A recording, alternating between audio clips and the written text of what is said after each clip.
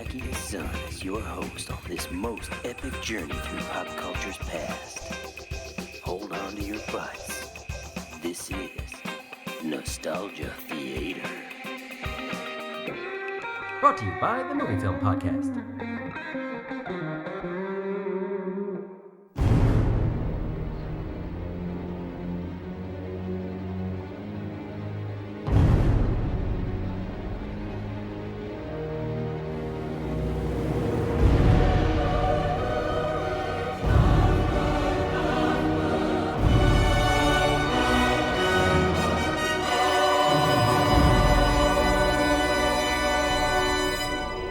Hi everybody, welcome to Nostalgia Theater. It is Christmas Day if you are listening to this episode, the day that it drops. And, we got a little extra episode here. You might call this a Christmas present.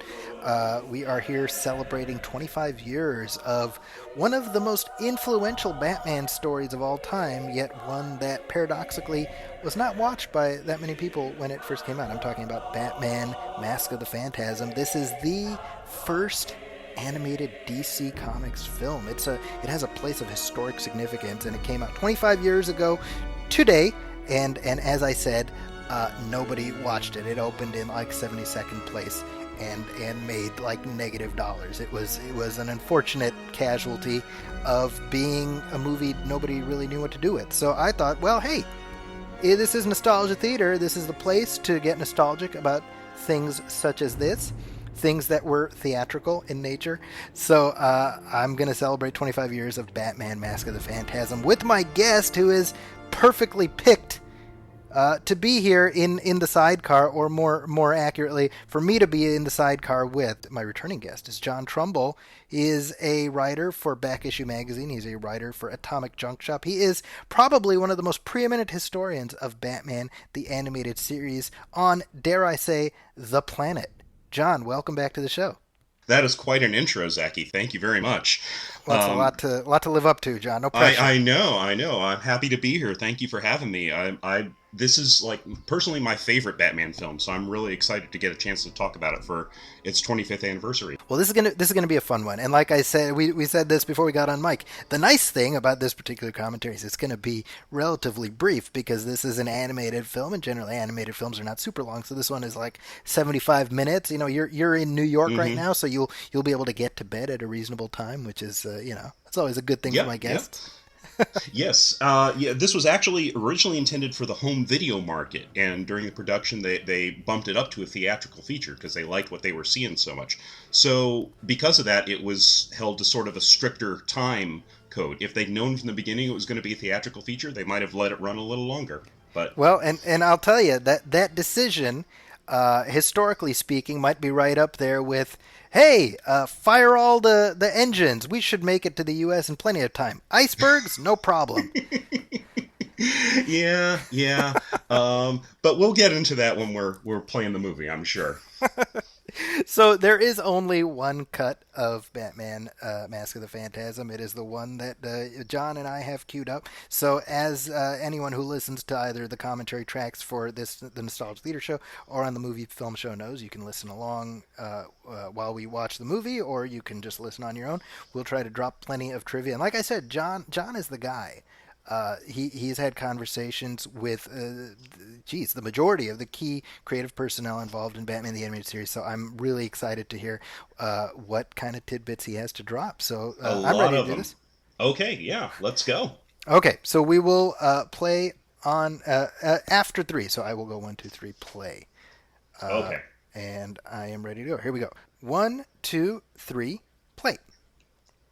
And, John, before you say anything, I want to point out that this logo we're seeing here with Bugs Bunny stepping out from behind the Warner Brothers logo, that is the first time we ever saw this in front of any movie. And I think it's still being used. It's only for animated stuff, but it debuted with this. That's very interesting. And a couple interesting tidbits right off the bat, pardon the pun, is these buildings that we're seeing here in the opening credits are computer generated. They're 3D computer generated. They took some of the most interesting buildings from the backgrounds that they'd done on the series, because they'd already done one season of the series when they started on this, and they built 3D animated things, and then they just had the camera going through them like literally through them. You'll see the buildings just appearing out of nowhere in the foreground. That's Yeah. just an unfortunate side effect of. But this is very high tech stuff for 1992. Certainly back then. Now it looks like a PlayStation 1 cutscene. It kind of does. It kind of does. You also like there's like sort of a choral. It sounds like a Latin chant or a Gregorian chant. These are actually the names of a lot of the people who worked on the movie, just sung backwards. It's something that Shirley Walker, who did the score, did as The sort of late great Shirley Walker. the late great Shirley Walker. There's There your she credit is right there. on the screen. Yeah. And she did this as sort of an in joke. Hmm. And it was a lot of the people who worked on the movie, a lot of the people in the music department, and she just had their names backwards. And then she kept this a secret from most of the people. Some of the people figured it out, and she had to tell a Warner Brothers person that it was like this obscure language that wasn't spoken anymore and not practiced. So she kind of put one over on them to get that little in joke in. So now we're into traditional animation with Gotham City and setting the scene here. An interesting thing about this opening sequence is that they did they started to break all the rules that they had to adhere to on television because you have broadcast standards and practices. Right. So this sequence is a little more action heavy, a little more violent, and a little edgier than what they could do. They do things like the bad guys have handguns that they'll draw on Batman in just a minute. And we can have fists to the face, which they frowned upon in the afternoon cartoon market. They're the handguns. And we have like broken glass. I think Batman came in through a broken window there. And I think they draw blood in a minute. And there's actually an on-screen death or two. Yeah. So they had fun just sort of quietly breaking all the rules of things they couldn't do on TV. So It's very funny because broadcast standards have slackened quite a bit for kidvid today. And really during the life of this series they slackened because by the time it moved to Warner Brothers they were not as persnickety as the Fox people. But I remember a sketch, I believe it was by Bruce Timm, where it was basically it was a drawing that encompasses all the things they're not allowed to do. Yes, all the violent things that they had broken glass, they had handguns, they had like a naked Catwoman smoking a cigarette. There's drinking and smoking in this movie too. I think they hit all of them except maybe child endangerment. I don't remember any like little kids getting endangered. So because I guess you got to save something for the sequel. But so this is the Phantasm, the villain of the piece, who's got a great look to him. Oh, for sure. He looks like half the Grim Reaper, half the Ghost of Christmas Future, and it's just a great action sequence. And what a great way to open up your movie, you know? It is. I mean, you can see just in the opening that they did have more time and money to put this thing together. Mm-hmm. I mean, there's a little blood on Chucky Saul's chin there, so he got a little glass. and Chucky Saul, by the way, is voiced by it was Dick Miller, I think it was. Dick Miller, yes. Joe Dante regular. He was Mr. Futterman. Yes. In the two Gremlins films. And he came back and did a few voices on the show too. I believe he was Boxy Bennett in the later seasons of the Batman show. So so not the last we'll hear of Dick Miller. And there's another notable voice or two in this movie, and we'll hit them as we go along, I think. And I think insofar as the voice cast goes, I mean, it is impressive. The people they assembled. However, it's no more impressive than the people they assembled with regularity on the regular series. That's true. The character who just debuted here, this is Arthur Reeves, who's a character in the Batman comics, a little different from the comics version, but it preserves his essence as sort of a sleazy politician type. And so comics, naturally, sleazy character, get Hart Bochner on the phone. Exactly. who is probably best known as Ellis in Die Hard, who is a sleazy, yuppie guy who tries to deal with the terrorists and doesn't work out too great for him. He was also this is his second DC project. Oh, what was the first? I wasn't aware of this. He was the love interest in the Helen Slater Supergirl. Oh, yeah, of course, you're right. You're right. And he's also the son of Lloyd Bachner, Yes, who did the voice for Hamilton for Hill on Mayor the Hill. Yeah, television series. that's right. And ironically enough, Arthur Reeves and Hamilton Hill ran against each other for the mayor of Gotham City Oh, in a how funny. storyline in the early '80s when I first started reading the comics when Jerry Conway was writing it. So, yeah. So here Arthur Reeves is connected with Andrea Beaumont and her father, and here we're now hearing Miss Dana Delaney as Andrea Beaumont, who is the woman from Bruce Wayne's past. So, And and Dana Delaney, all I need is to just hear her voice. She just oozes sensuality. such a Uh, great voice, yeah. such a sexy voice.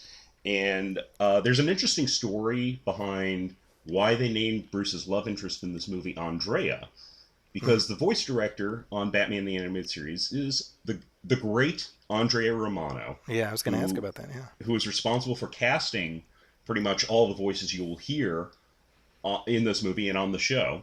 I believe Mary Lou Henner is coming up in a bit. She's the woman who throws the drink in Bruce Wayne's face, um, playing just a bit part here. There's Mary Lou, and she's a redhead. And she Mary looks Lou like Henner. Mary Lou Henner. I know Mary Lou from Taxi fame, and It's she was like also Simpsons caricatures where they make it look like you. yeah, yeah. So, but she does great with just a little bit part here. But Andrea Romano, she was the voice director, so she would direct all the voice recording sessions for the show. And on an action show like Batman, you have a lot of grunts and nonverbal things, just like And one time, Kevin Conroy, the voice of Batman, he was recording that, and at the end of the Yeah.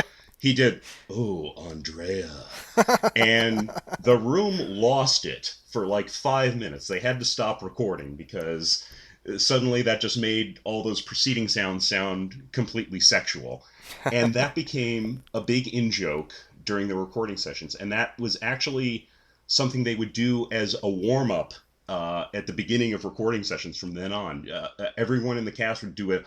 Oh, Andrea, to do the levels.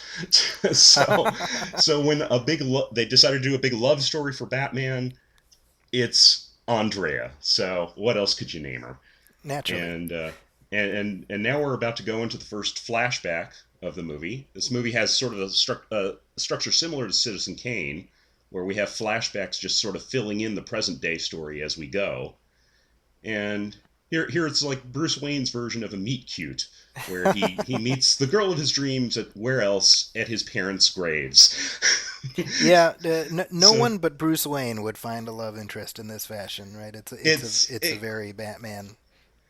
well, it's good to share common interests, and they're both obviously very, very into their dead parents. So Right. it's a match made in heaven. um, so this is, we have Bruce and Andrea. They're both college aged at this point, and yeah, and it is kind of a meet cute, where she's talking to her dead mother, and Bruce thinks he's talking to him. So And you can hear Conroy's inflection just pitched slightly higher to reflect the exactly, fact that he's a little bit younger. yeah, Bruce is like maybe 19 or 20 here. Yeah. They're in college age, and they've been in classes together, and yeah, they do sound a little bit younger, just subtly. It's still recognizably the same voices, but yeah. It's Um, what's interesting to me is that this film, possibly more than any other cinematic iteration of Batman, really drives home the idea that Bruce is damaged goods. Absolutely. I mean, a lot of the live action films they try to give Bruce a love interest, and they try to make it, oh, this is the woman he would give it all up for, and they're never quite entirely successful. I buy it much more in this movie than I do in any of the live action movies. It's Yeah. like, Chase Meridian, nah, he wouldn't give it up Right. for her. Andrea is a woman who really seems like a good match for him, and it's someone you can legitimately see him giving up the Batman thing. And it's also much more convincing because he hasn't started I being was about to Batman say, yet. yeah, exactly. I mean, I He's think the idea that she enters his life at this period where he's standing at the juncture. Yes, it's the critical juncture in his life, and here he is. He's making his first attempts at crime fighting, but he's got that one missing element. He hasn't hit on the bat motif that Yeah. makes the criminals scared of him and gives him that split second advantage that he needs. And this is a little reminiscent of some scenes in Frank Miller and David Mazzucchelli's Batman Year One, And where Batman you see. Begins also. Oh yeah, and also in the later Batman Begins, which is in 2005, so about Yeah. 13 years or 12, 13 years after this movie. Yeah. And yeah, so now here are the criminals. Yeah, they're not really intimidated by him, even though they'll find they have reason to be. Right. But I yeah. think the idea, the way the film presents its story, in where like right here, if you're watching, you're getting a clear sense that all the physical training Hmm. mystique in the world doesn't matter if you don't have the disguise. That's Yeah. like that, and I think to the film's credit, it doesn't spell that out. Uh, No, but I mean, Bruce does say after this, he's talking to Alfred. He's like, "It all worked except they weren't afraid of me," right. and that would have really made a big difference because that would have given him the split second advantage that you really need when you're dealing with this life and death type of stuff. Yeah. And but there's another great action sequence. It's the film has quite a few cool action sequences, and I think in a little bit we're about to see one of Gotham's finest. There's Harvey Bullock That's right. as a uniformed policeman. Uh, this is his first encounter with the Batman. I don't know if he realizes that it's Batman, but Yeah, and but Robert Costanzo as Bullock. I mean, one of the great, him and Bob Hastings as mhm. Gordon. Just such great texture. I mean, they have such character in their voices, and they provided such continuity throughout the show. Absolutely, they have so much personality to them, and that really informs the character, even when there's only just a little bit with the character. Like here, this is about it that we see for Bullock. But Yeah, there's a teeny bit with him later, but yeah, essentially he's a yeah, bit player in this story. I think worth talking about the jump that this film made from a home video release to theatrical, because originally this was meant to be, there had been a very successful home video release of Tiny Toon Adventures called How I Spent My Summer Vacation. oh right, yes, And so yes, the idea of a Batman straight to video movie was following in that vein, and the idea was, that, and then we can chop it up and it'll be like 5 additional episodes, which is what they did with Tiny Toons. And hmm, it says something about the quality of work everyone involved was producing, not just on the regular show, but obviously as they were ramping up for this movie. That with the best of intentions, the decision makers were like, no, this is too good to just put straight to video. We gotta put it on the big screen. right, right, which really kind of threw a monkey wrench into their production schedule because I was reading the it went into production as soon as the script was done in approved form. There's a little in joke there where Domsky says Right. I'm innocent on the newspaper headline, so And that's there's Eric there's a few of Radomski. those throughout here, name drops of Yes, people yes. connected to Batman. Uh, I just wanted to point that out while that was on screen. Yeah. Um, but this movie had an 8-month production schedule, so it Hmm. went into production in November of 1992. They upgraded it to a theatrical release in February of 1993, and then it went into theaters on Christmas Day of that year. So so they were already well along in the production process, and they had done this with TV proportions. They Right. storyboarded this out with TV proportions. Now, theatrical, you have to do a widescreen. It was like a 1.85 to 1 ratio. And they had to go through all the boards that they had done and things that were, I guess, probably already being animated by this point, and figure out how they were going to reframe all their shots. Yeah. And Bruce Timm, the producer of the show, he worked up a little device to show where to cut off the frame, and thankfully it worked out pretty well. But it was still like a lot of work to upgrade this to a theatrical release. So, Now, but now we just saw Alfred there with the black hair, and hmm, as my 12-year-old pointed out, that's a good way to get a gut check of which time period you're in.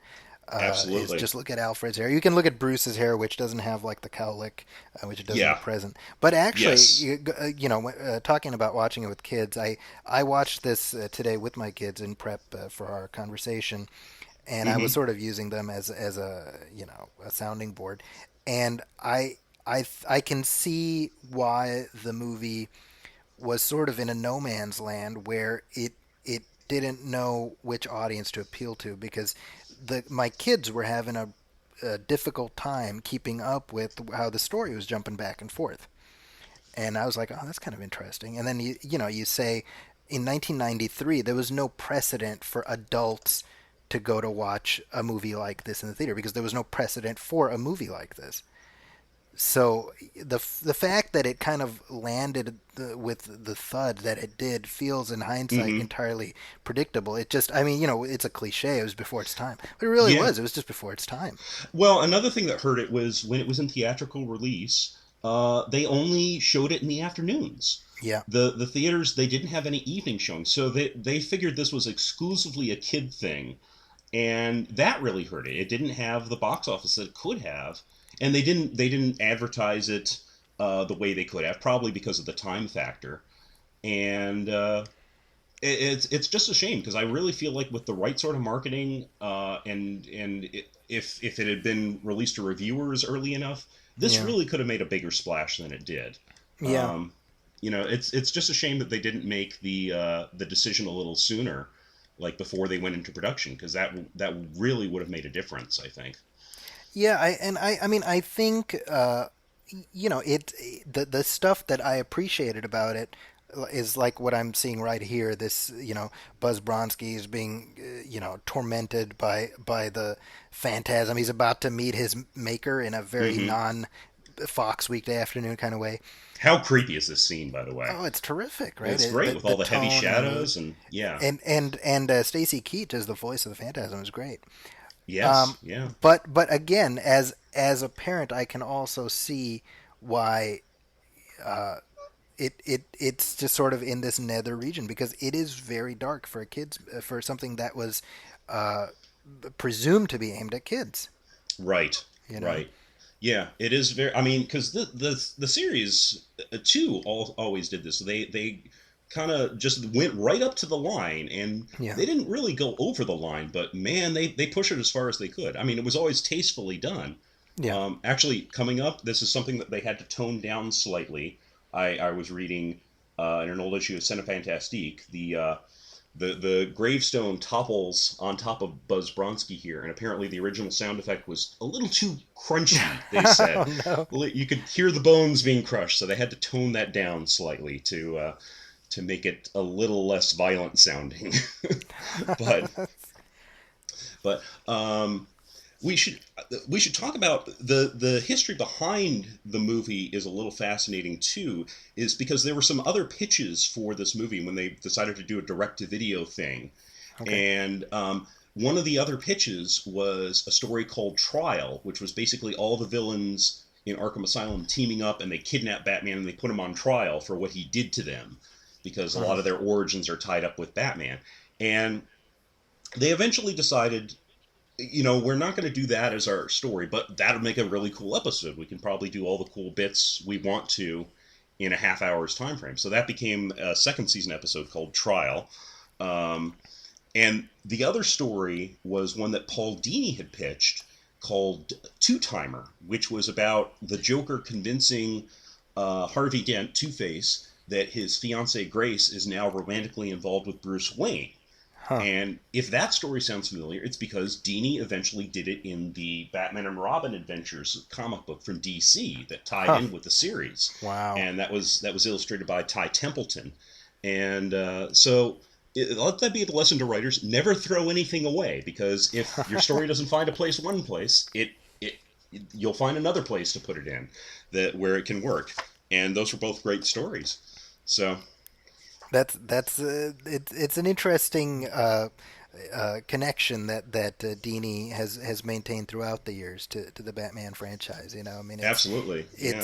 it tells you something that here we are a century plus later, and he's still considered one of the great Batman writers of all He time. he is, and he actually wrote an annual for Batman and Robin Adventures that was a follow up to the Mask of the Phantasm Yes, that's story, right. which Yeah. has the Joker and Andrea Beaumont and Phantasm return, and if you want to consider that in continuity or not, I mean, it was a good sequel to the story, and you find out a little more what happened to Arthur Reeves.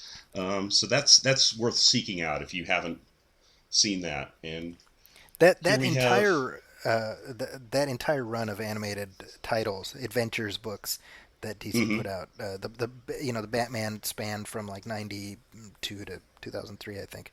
Right. Fantastic. Every single one of them is just a great series. Oh yeah, I mean they're just terrific. They did a comics adaptation of this movie, Yeah. and actually when the movie first came out on VHS, it was packaged with a miniature version Oh of the comics yeah, I remember adaptation, that. I remember that. with I believe it was Kelly Puckett and Mike illustrated by Parab. Mike Parobeck. Yeah. Uh, just Again, the great late great great. stuff. Yeah, yeah. Unfortunately, like a few of the people involved with this movie and the ancillary products have passed on, but y their work is just still as great today. Yeah. So, it's nice to celebrate them and remember them. But And so here we're in the present, and this is hmm so we've now introduced Andrea in the present, but the right. film is still playing coy with her connection to all of it. So I mean, the thread of who Yes. is the Phantasm really is left in play until the very end. Right. We don't really have any real strong suspects yet. This sequence, by the way, where Batman he's reading their lips through binoculars. This is partially inspired by that famous sequence in 2001 where Hal 9000 is reading the lips of Bowman and what was the other astronaut's name? Pool. Well, the two astronauts in the pool in the space capsule. So, and now we're going into our second flashback. Um, Most of the flashback sequences were written by Marty Pasco, who was a writer and story editor on the series. And here we are at the Gotham World's Fair, which is sort of a mashup between the 1939 and 1964 World's Fair that were both in New York. And this is just a great metaphor for how great they thought their future was going to be. And we'll Hmm. see later on in the film that when we see what the fairgrounds look like in the present day, that the future didn't really turn out exactly like they were expecting. Yeah. But this is when they're still young and in love, and everything's optimistic and wonderful and beautiful. So, The aesthetic also points out how the Gotham City of the animated series really exists in this nether time that yes, yeah. it's meant to keep it. You're not meant to look at this and be like, oh, it's 1992 or whatever, you know. Right. They always sort of mashed up. I mean, the movies did this too. They mashed up styles of the 30s and the 40s and even the 50s into the 60s in with present day stuff. So you have some science fiction type tech, like we just saw, like a prototype for the Batmobile there, and but fashion wise, like you have some very old fashioned cars, like that limo that they're about to get into, and you have the men in overcoats and fedoras, and the women have sort of retro styles, and it gives it a nice timeless quality. I mean, just Alfred's chauffeur outfit there. How often do you see that these days? So but at the same time we have car phones, and Right. It's so it's yeah. it's interesting because when we look at the television series, it did not spend a lot of time delving into Bruce's past. No, I think they intentionally decided to stay away from his origin in a big way because they figured it had been done to death. Right. Because it had been done in the movie, and that wasn't that far away, the 1989 movie, and the comics revisited it quite a lot. So they decided not to do that. They referred to it occasionally, but this is the closest that we have to a full fledged origin sequence for Batman. And even then, we don't flash back to like the murder of the Waynes or anything like that. We just take that as a given. Like the Waynes are he visits their graves, and that's really all you need to know. Yeah, and well, a comic book storyline that bears at least some cursory similarities to this is of course Batman Year Two, Right, by Mike Barr and Todd McFarlane drew at least a portion of that. Oh, Alan Davis right. did the Alan first one. Davis did the first issue, and then he left, and then Todd McFarlane stepped in and finished up. Yeah, there are some similarities to the storyline, which in Batman Year Two, there's a villain called the Reaper, Yes. who also looks like the Grim Reaper and has a big scythe thing to slice. And he killed a lot of mobsters. He was the protector of Gotham City before Batman came along, like 20 years before. Right. And in Batman Year Two, there was the Reaper character had a daughter by the name of Rachel who had a romance with Bruce, who also had like sort of reddish hair. So there's some definite similarities in the comic. Mike Barr is of the mind that he thinks like a lot of this movie was taken from his storyline without credit. Uh, I'm more inclined to think it was maybe more coincidental than that. Hmm. But I mean, of course, I wasn't there. I don't know. Yeah. Um, but the Grim Reaper imagery that was something that was out there in the ether, and the Batman animated series, they've also adapted a lot of other comic stories, and they've never really been shy about giving credit in those cases. So That's that right. makes me think that it was probably more of a coincidental thing.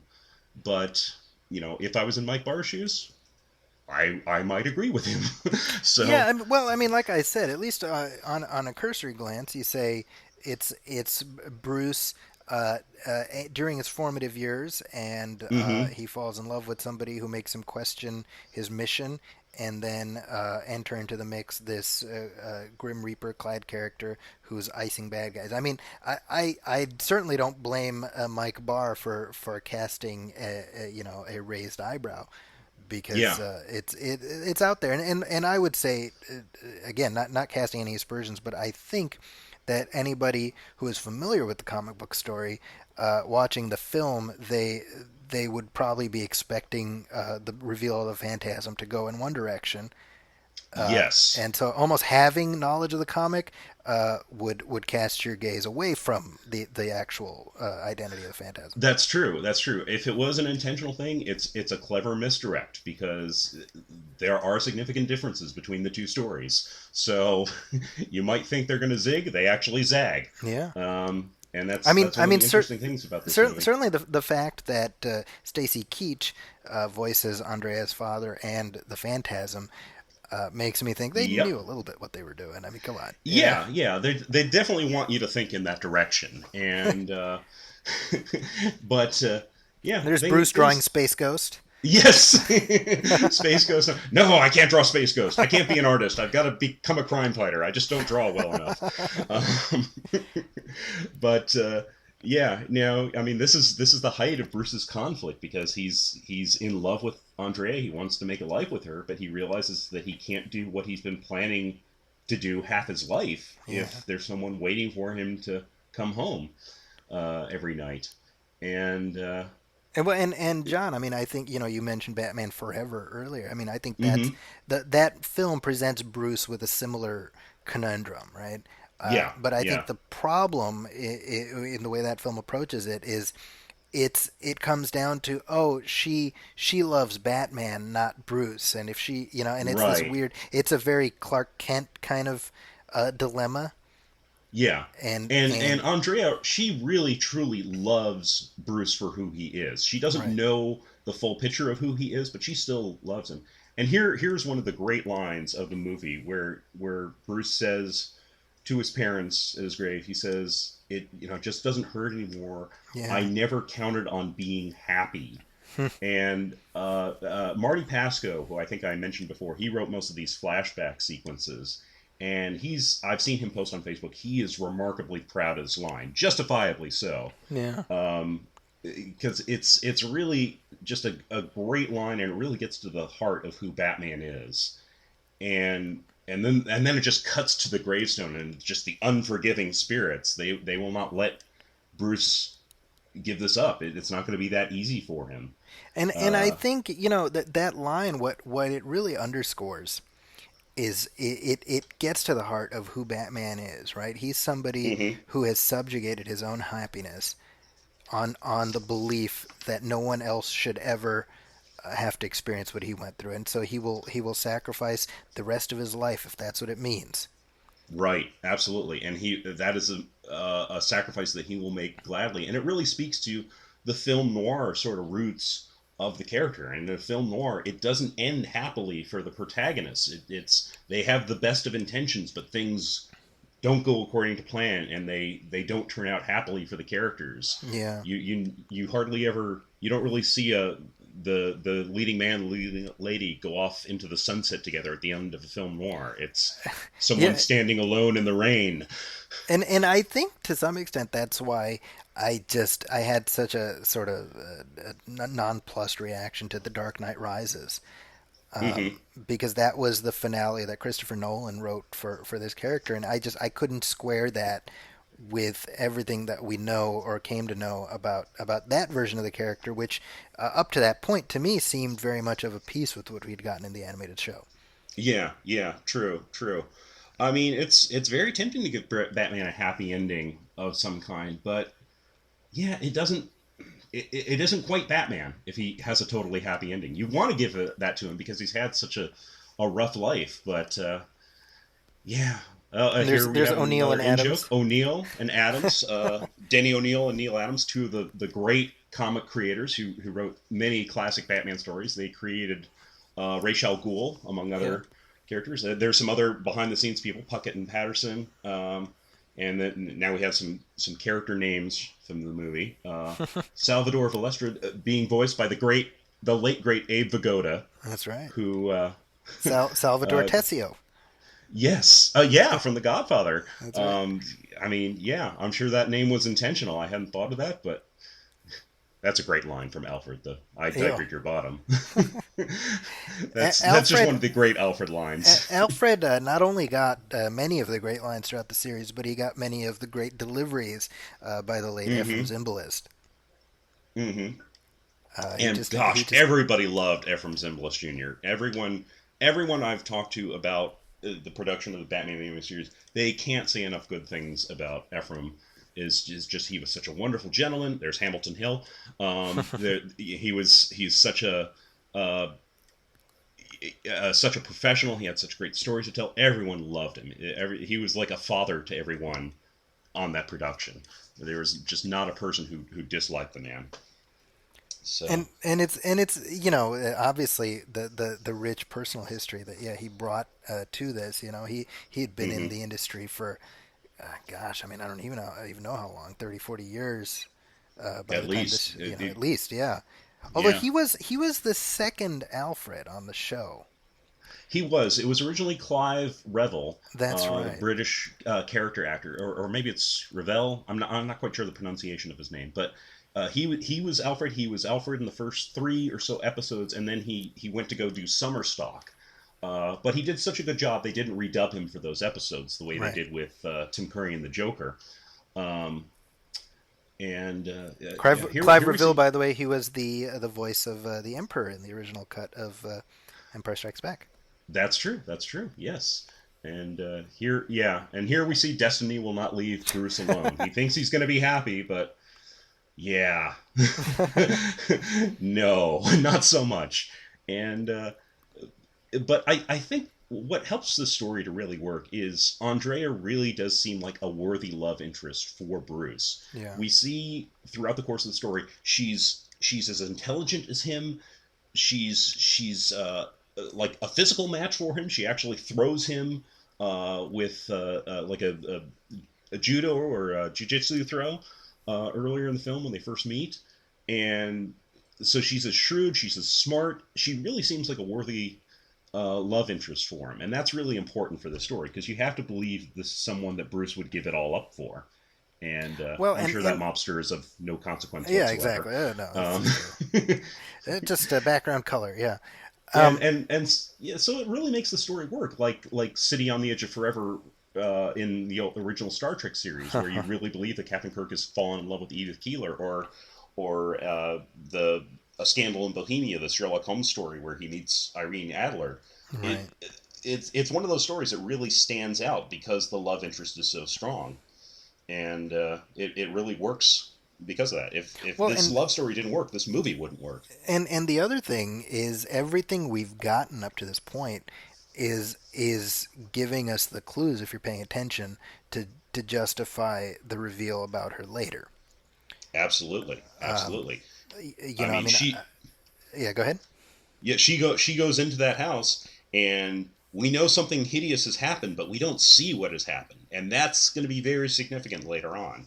Yeah. Um, This and moment right here, here, by the way, yeah, I need to point out because yeah, we've never seen Bruce take on Batman through somebody else's perspective, and I love that right. this is off of Alfred's reaction. His response is, you know, what they probably couldn't say on TV.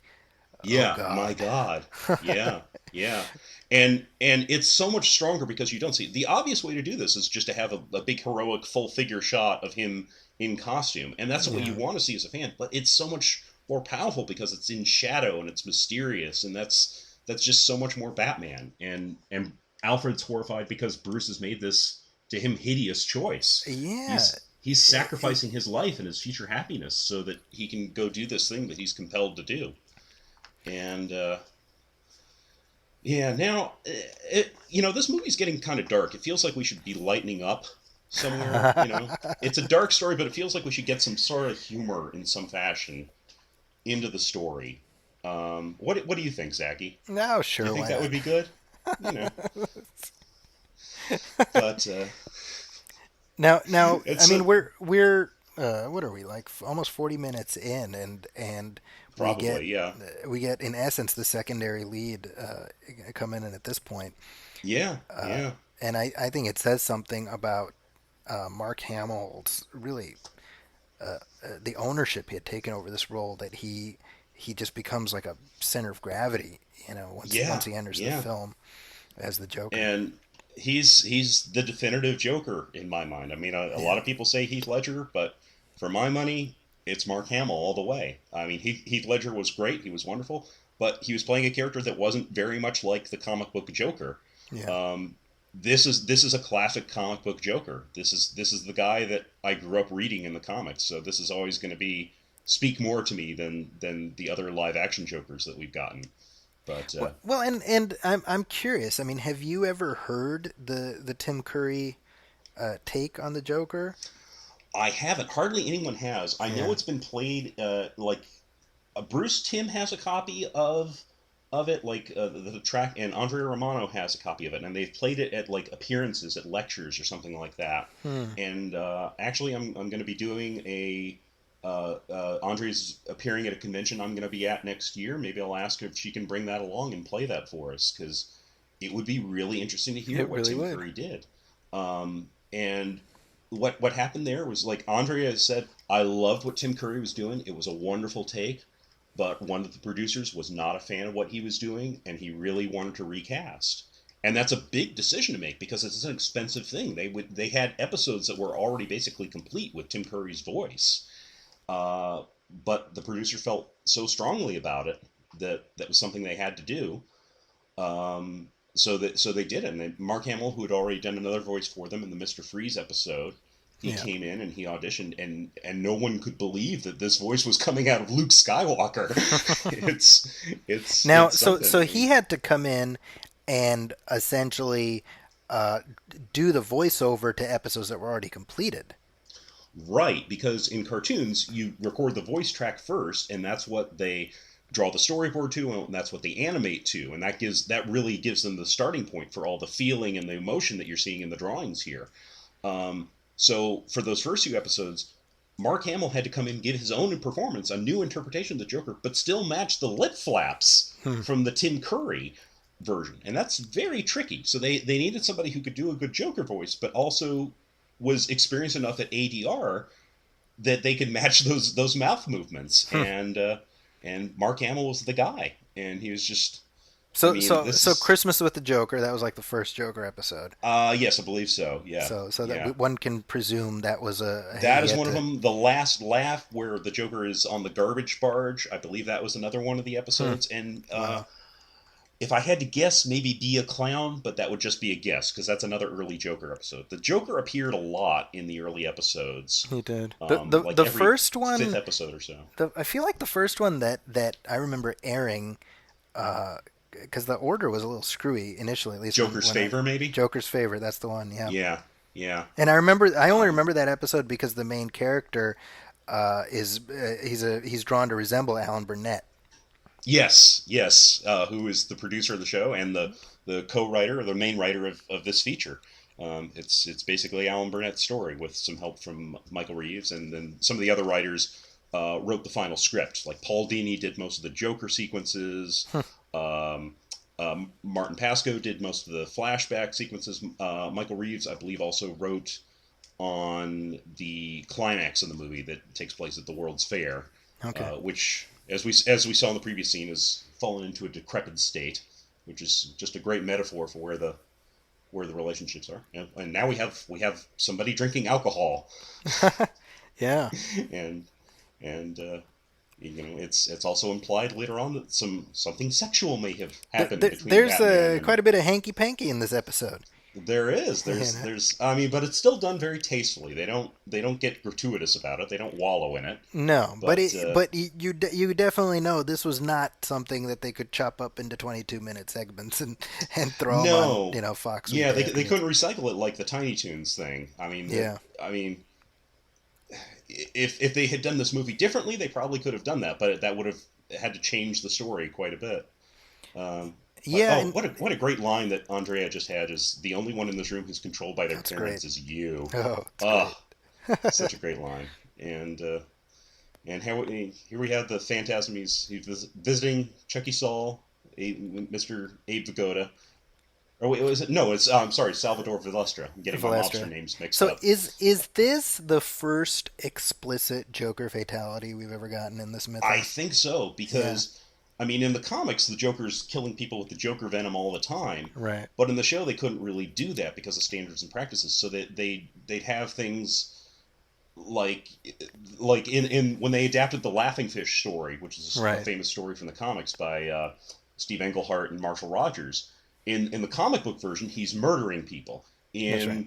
In the TV version, I believe he's just putting them into comas or catatonic states, but they take pains to say, "Oh, they're still alive. They're not dead." But It's a little like the 1980s GI Joe animated movie where you have the character Duke gets stabbed through the heart with a serpent and then this and I had Buzz Dixon on the first episode of the show. He talked about it how they had to like over voiceover. You see him die, he clearly dies, but the voiceover was like he's gone into a coma.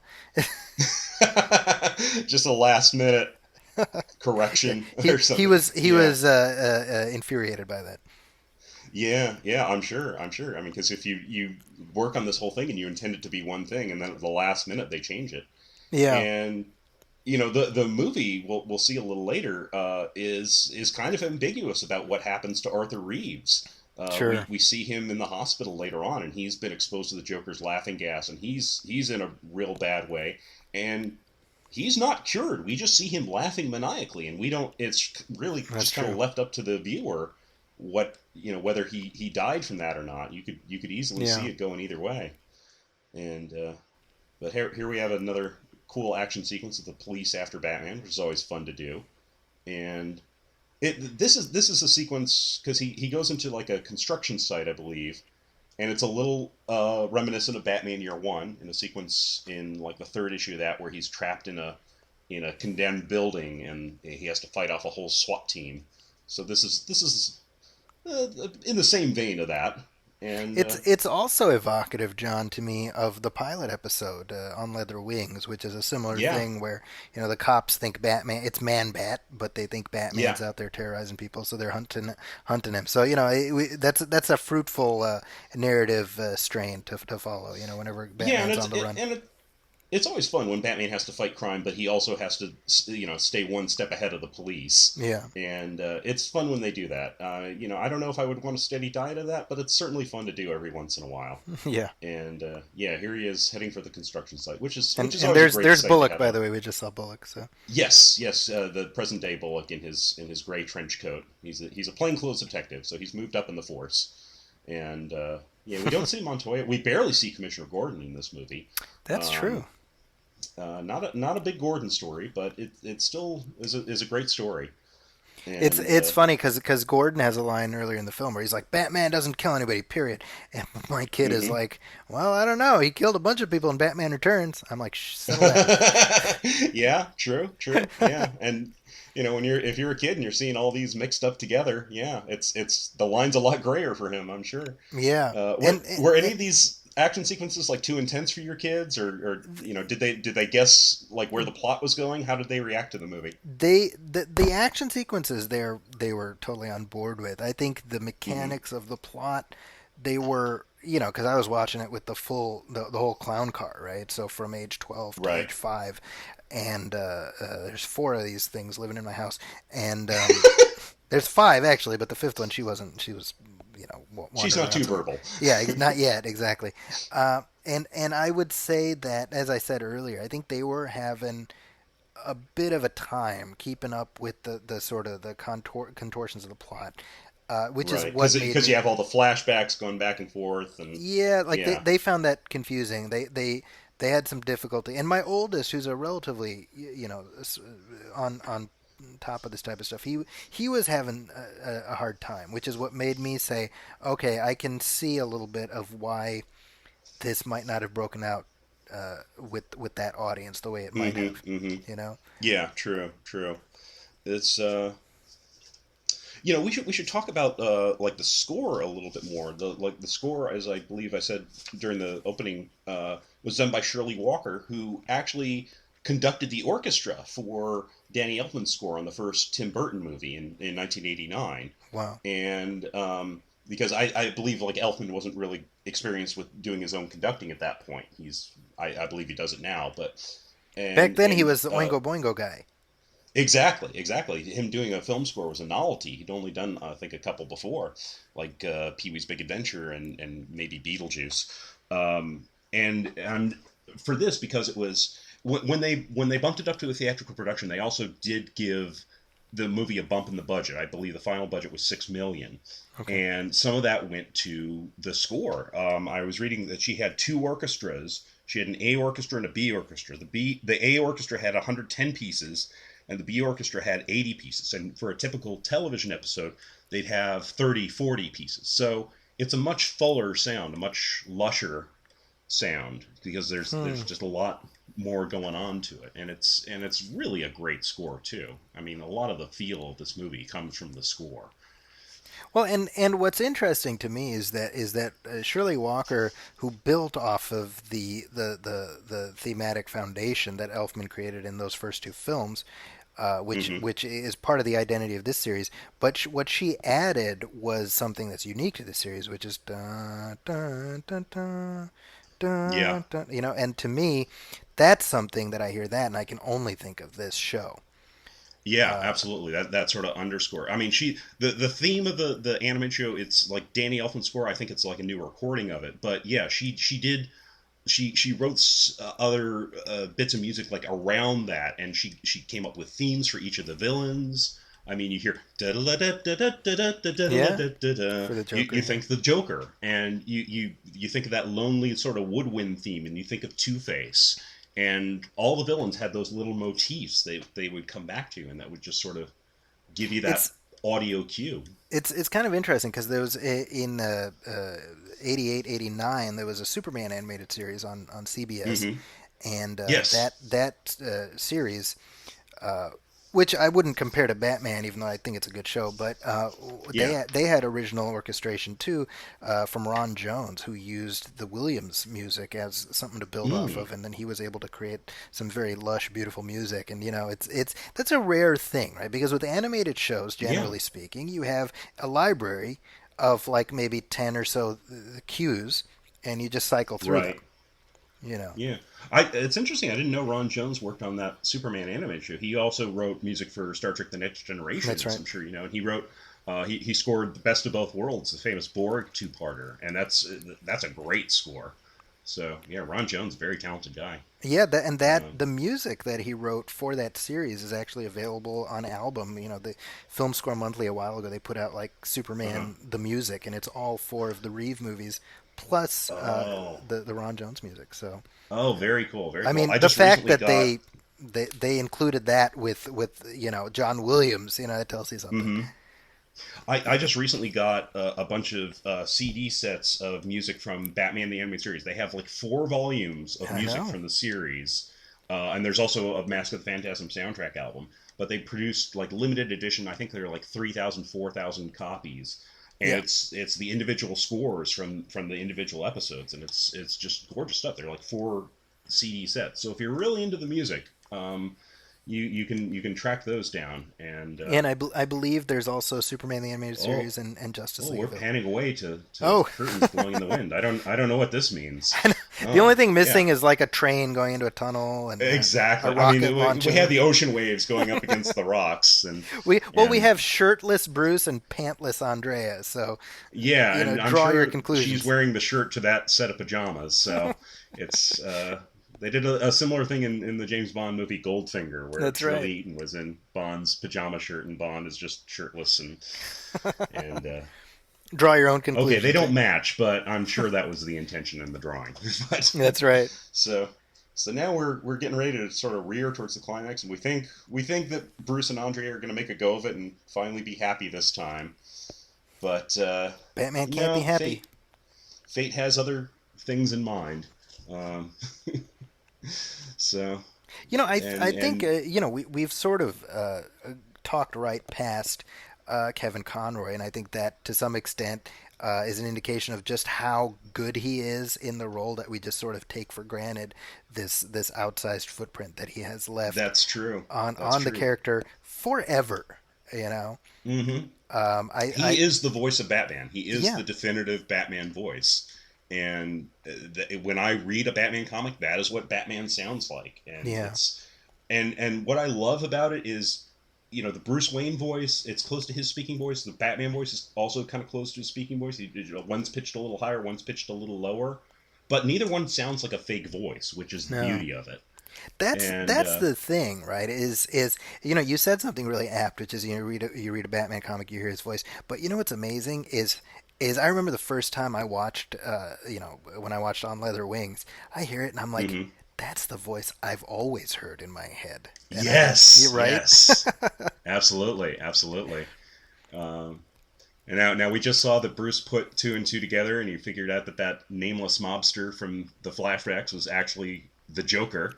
It's kind of similar to, I guess, a plot twist in Batman '89, where he realizes that Jack Napier is the guy who became the Joker, and also the guy who shot his parents. But I think it makes a little more sense here. Um, Yeah, and they, they've they, used the Jack Napier name in I was about to the say, cartoon before, but yep. in a later episode, then they later implied that was an alias, and I think that's kind of important. You don't want the Joker to have a definitive origin.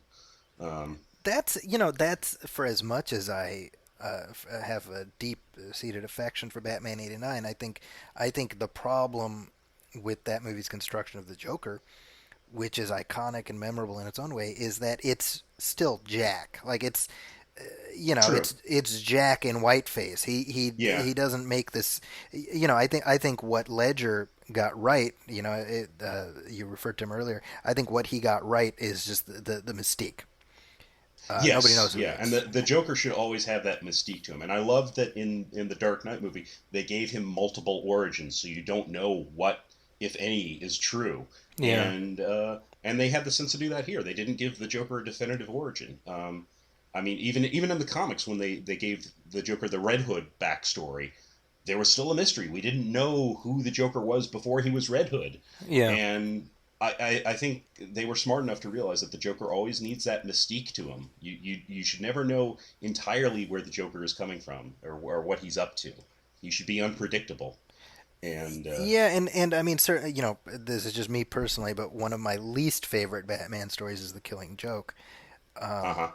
because I just find it cruel and nasty and just very mean spirited. Um, and I think the fact that Alan Moore spent so much of that book and but beautiful artwork, by the way, for a really kind of hideous story in my opinion. From Brian Boland, yes. Oh, just gorgeous, you know. But the whole book, half the book is spent on the Joker's origin, painting him in a Hmm. sympathetic way. Even though I think he says at the end, like, oh, sometimes I think of it this way, sometimes I think of it that way. Yeah, Um, yeah. but yeah, that was just it never sat well with me. I never liked that. Yeah, but I like that even in that Alan Moore, had the sense to say this isn't necessarily the definitive Joker origin. And actually, Paul Dini, he did another possible Joker origin in a Batman black and white story that was painted by Alex Ross, Oh, no and kidding. he gave another possible Joker origin back. So I think it's fun that the Joker is one of those characters that we have multiple origins for him, and you can believe Yeah. whichever one you want to believe. Um, Now, and I want to point out here the voice yeah. performance that Hart Bachner gives is Oh, friggin' amazing as he's like on the yeah. bed laughing, crying. I mean, it in live action it would have been amazing based on just what we hear him doing. Yeah.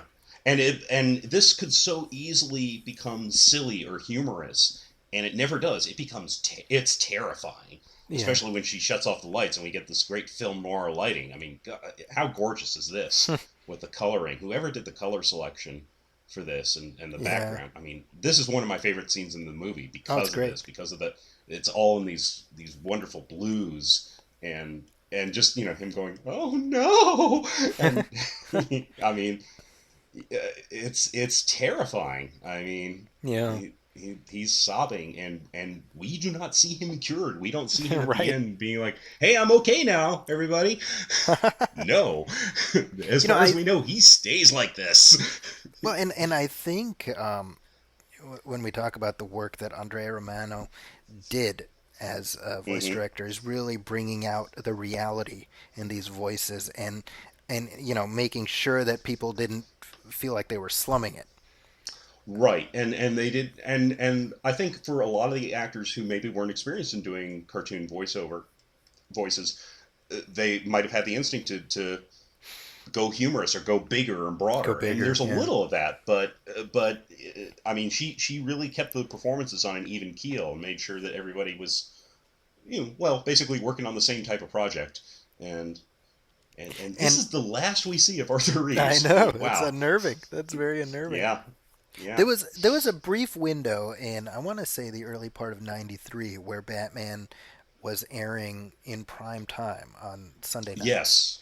And Yeah. and Yeah. they retitled it Batman the series. I remember, and again, I mean it wasn't particularly successful in that slot. But I think the thinking, the It fact did that, win them a primetime Emmy, though. well, hey, that's something, you Yeah, know. exactly. But I But mean go on. that says something about the mature approach everybody involved took. That the programming Yeah. people at Fox were at least willing to roll the dice on that. Yeah, yeah. And I mean, they had great success with The Simpsons in prime time, so why not Yeah. try it with Batman as well? And yeah, I don't know why it didn't exactly go over big in prime time, but they had a nice slot. They were at the 4:30 afternoon slot for most times, so they had. I mean, I started out. I was watching the show. It was I was in college. I was in my junior year of college when this premiered in the fall of See, '92. John. I'm going to make you feel old. I was in eighth grade when this show started. Yeah, yeah. Uh, well, that's good for you. um, but I And mean, but no, that was the beauty of the show. Is it worked for the young kids who were just home from school, and it worked for the college kids who were in what Marty Pasco called like the 420 time slot. So it worked for them too, and so I mean there was a wide range, and here's our last flashback with Andrea, yeah, and she's somewhere in Europe with her dad, and they've run off. And I should mention most of the flashback sequences they were directed by Boyd Kirkland. He did all he was a director on the series, and he did all the flashback sequences to give them like the similar sort of feel. And you'll see at the beginning of the film there's sequence directors. So they basically they got this movie done in such a short period of time by breaking up the work. So So we had different directors handling stuff. Like Kevin Altieri directed most of the stuff with the Joker. I think most of the climax is his here. And they also broke up the writing too. So like Paul Dini wrote most of the stuff with the Joker, and Pasco did the flashback stuff. Who else do we have in there? We had Boyd Kirkland. We had Dan Reba. So yeah, so it was, so it's nice to know who did what in here, and here we come to the big plot revelation. And by the In way, this. I really like that the Joker figured it out. Yeah, yeah. I think that's a again, great. it's Yeah. the Joker's a worthy foe. He's smart enough to be Batman's foe, and they set this up subtly enough that I did not figure it out on my first viewing, or I didn't. Oh, Or I interesting. maybe figured it out like right before she unmasked, which is a good thing because actually one of the action figure tie-ins I was just for about this, to mention that. the Phantasm action figure, it had a removable mask and cloak, and the way they packaged it, I guess they wanted to advertise that feature. She's unmasked in the action I figure. remember. So, Uh, I remember seeing that on the shelf, and uh-huh. I had seen the film by then. I'm pretty sure. Yeah, But yeah. it was kind of baffling, you know. I didn't see it till after, but you have one of your major pieces of merchandising spoiling the huge plot point Yeah, in your movie. I mean, that couldn't have helped. And it's very I odd. can't imagine what must have gone through like Bruce Timm or Paul Dini or Alan Burnett's head when they first saw that. And they realized, oh, this action figure packaging is giving away half of our movie. Yeah, you know um, it's interesting when you look at the afterlife that this film found, right? Because I mean, yeah, as I mentioned right up top, I mean this thing there's no sugarcoating how badly it performed in the theaters. It just there's no audience for it. But it made like a total of 6 million, which was about what the budget was. So that's not great because I think yeah, a movie has to earn what, like three times its they budget to say be three times profitable. generally. Yeah. Yeah, so that's not great. It didn't last very long. I did get to see it in the theater. I was living in Nashville at the time, and I think I saw it. I might have seen it on the afternoon of Christmas Day. I can't remember for sure, but I certainly saw it when I was home visiting my parents on my Christmas break. And It was a rental for me. I definitely remember yeah, that. I didn't see it in the theater, but you know, most people did end up discovering it on video. And what I remember most is summer of '95. hmm, So this is you know a year and a half after it came out. Siskel and Ebert reviewed it on their show, yes, yes, and and they this were was like, in the "Oh, we're sorry, we missed yeah, this in the theaters." that's right. Yeah. This was in the wake of Batman Forever. So Batman Forever had come out maybe a week or so before, Hmm. and they were like, by the way, here's the and they were effusive in praise.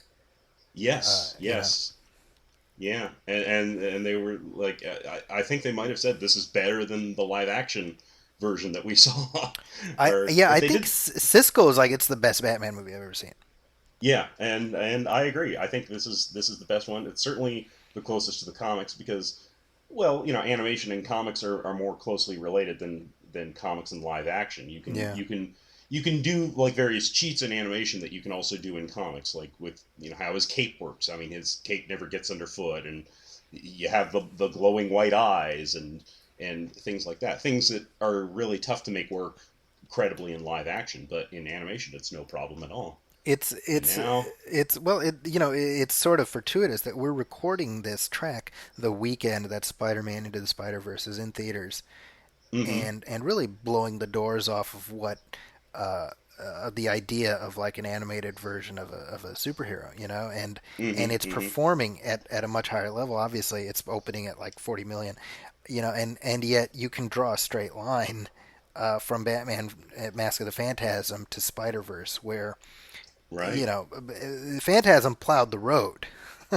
Yeah, yeah, it really was a trailblazer, and it did get a Fathom Pictures re-release for like one night only a little earlier this year, which was nice. I made a point of going to see that. I took off from work early so I could go see that, and uh, yeah, now here's a neat sequence. We're going to see Batman and the Joker going through a miniature version of Gotham City, and Kevin Altieri, who directed this sequence, he told me this was sort of his way. There's a little WB symbol there.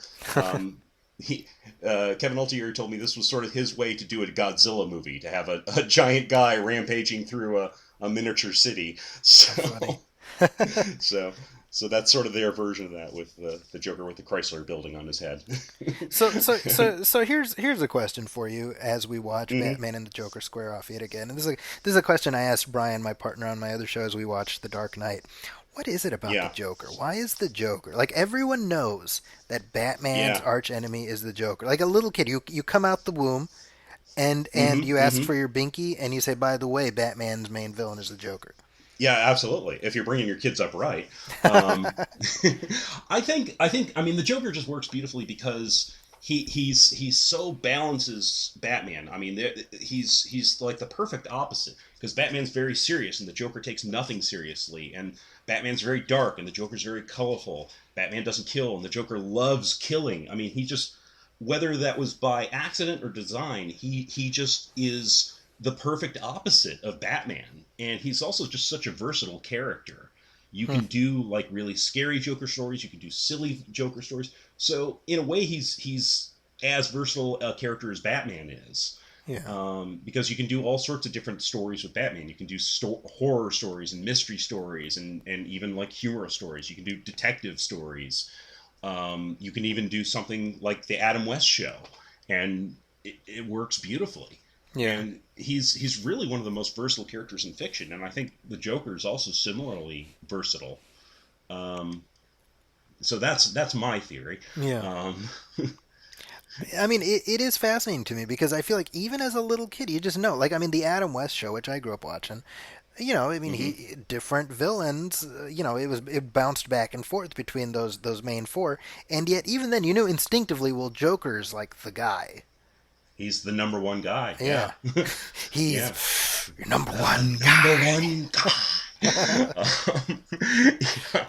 I mean, yeah, I mean, he's just the guy.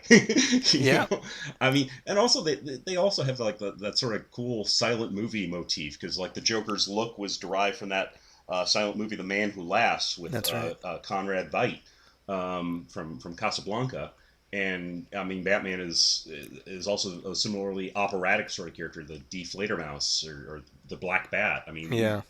like it's really neat to like investigate these characters and see where they originated from, and how the various elements were sort of mixed together and revamped into these classic characters who've been going It on for 80 years at this point. it's amazing how uh, I mean, they are comprised of these sort of primal archetypes that came to rest in Yeah, these two characters, and now they themselves are the archetypes, Batman and the Joker.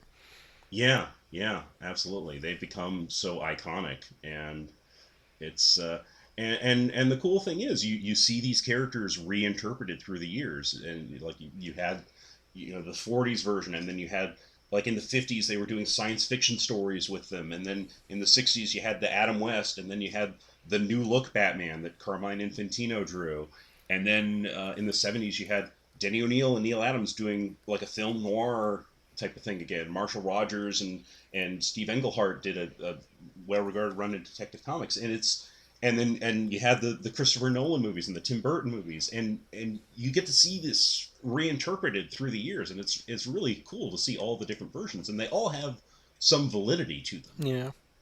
Well, it's So true. I mean, I remember when back in 2004 they announced the Batman, the animated series, The Batman, hmm and yes, that was the first time since the animated series that they were like, we're cutting the cord, we're doing something different. And I remember yeah, people on the internet were, and this is pre Twitter and whatever, so there was I can't even imagine what the reaction would they be were like not now. having it. Yeah, people were there was pants crapping aplenty. Let's put it that way. Yeah, And true, true. and I remember being saying at the time, I'm like, well, we have no shortage of those animated series episodes, and this is an Yeah, elastic character. And again, I speak through the prism of my children all the time. I'm like, they've watched the animated series, they've watched Brave and the Bold, they've watched Beware the Batman. Uh, hmm they just take it all in. For them, it's just Batman. it's all Batman. Yeah. Yeah, and when you're a kid, you don't differentiate it. I remember a few years ago I was talking to Jerry Conway, and I was talking about this sort of continuity thing, and I think we were talking about getting rid of the parallel Earths and the Crisis on Infinite Earths, and Jerry said something I thought was very perceptive. He said, "I don't think it bothers kids. I think it bothers adults." Yep, I And think he's right. somehow, when you become a teenager and an adult, you get much more anal retentive about this sort of thing. And these really, although you can tell adult stories with them, you have to remember these are characters that were designed for children. And I think you always have to keep that in mind if you're doing a Batman story. I mean, and I think if you're doing like a hard R Batman story that a kid can't enjoy, I think you're doing something wrong. That's very You true. know? You know, I just last week I was watching the Justice League, the film, the live action film, Uh huh. and I posted about it on Twitter, and my people are like, how that sucks. What are you talking about? Whatever. And I said, look, I Uh like huh. it, and I like it because I get to look around at my kids watching it, and they got big old smiles on their faces. To me, that's what it's all about. And Absolutely. and people were like coming after me, like, oh, what a lame thing. You want your kids to enjoy it, like literally saying that unironically. Yeah. And Yeah. I'm Eh, like, look, as an adult, if you find a way to like superheroes, that's cool. But point of entry should be for children. I'm sorry, I would Absolutely. I would feel that way whether I was a parent or not. And you shouldn't be so selfish with these characters that you think that like your way is the only way. Like Yeah. oh we need a hard R Batman movie that only adults can enjoy because Batman's serious, and it's like, well, no. I mean, that just seems wrong to me. And well, here we Now are here, at the ending of the I was about movie to say, here's the already. ending you alluded to. It's the Yeah, tragic noir ending. yeah. They're apart and they're unhappy, and but they've made their choices. They've made their beds. They have to lie in it. Um, it's a tragic ending, but it's also just very romantic too. It's great. It's tough to go wrong with a good tragic love story, and that's what this movie is at its heart. It's a The tragic the love the story. end with Bruce finding the medallion, that confused Hmm. me. I'm like, did she place it there to let him know she's still alive? Probably. Yeah. That it seems like it. I wasn't really tracking the medallion during this viewing of it, Yeah, me so I either. don't know who had it last. I don't know if it was Bruce's had the medallion or if Andrea still had it. But yeah, I think it's sort of similar to that last shot in Batman Returns where you I see was the Catwoman See, John, you're thinking on come the into the same frame. brainwave with me because Yeah. multiple times I've been like, I'm gonna say this, Hmm. and then you're like, here we go. So, uh, We're to in sync. What can I say? well, Yeah. I gotta say this you weren't kidding, man. This 75 minutes really did It just breeze it by. it flies by, and I'm sure there's stuff we didn't hit on, but hey, give it up for Kevin Conroy and Dana Delaney, who basically this put her in the running for Lois Lane on the Superman show. So the shadows this movie casts are very long. Yeah. Um, things could have been very different if this movie hadn't been done. And Abe Vigoda, great Abe Vigoda, Dick Miller, John Ryan, and the song over the closing credits is sung by Tia Carrere, Tia Carrere. who who you may remember from the Wayne's World movies as Cassandra, Yeah. Wayne But Wayne's love interest. there was a minute there where Tia Carrere was like everywhere. She had that. What was it? Was that Tomb Raider like show she had? It was called I can't Relic remember. Hunter. Oh well, there you go. I don't Okay, know how I so remember that, because I don't know my kids' birthdays, but I know the syndicated Tomb Raider ripoff that Tia Carrere sure, starred. sure. Well, that's important information. You don't want to drag that to the trash. You know what's funny is I picture myself bumping into Tia Carrere one day. I'd be like, "I loved you in like at the crucial moment, I Yeah. choke. A day later, Now, Relic Hunter. this was Dong Yang and Spectrum. Those were the two animation studios. I didn't mention them before. They both worked on the show, and one was in I believe Spectrum's in Japan and Dong Yang is in Korea. Hmm. So they had to like fly overseas to supervise the animation. The Spectrum did the layouts and some of the animation, and then Dong Yang did another portion of the animation. So that's why we're seeing all these Asian names right now because Yeah. most American animated movies are animated overseas, or at least that's probably different now in the age of Now everything is the digital. Pixar, yeah, the Pixar 3D stuff. But this was hand drawn. This was old school, except for that 3D sequence with the buildings at the beginning. This is all hand drawn. Somebody drew this on a sheet of paper and they shot it frame by frame. So It's really impressive when you think about it. And they did this all in the space of literally 8 months, It's which amazing. is that's incredible.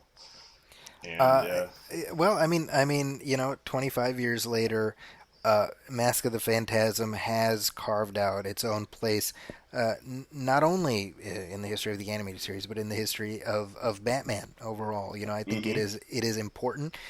We see these days, every month or so, every other month feels like there's a new DC animated movie, yeah, and it's become a whole field, a whole business, and yeah, yeah, and that is all.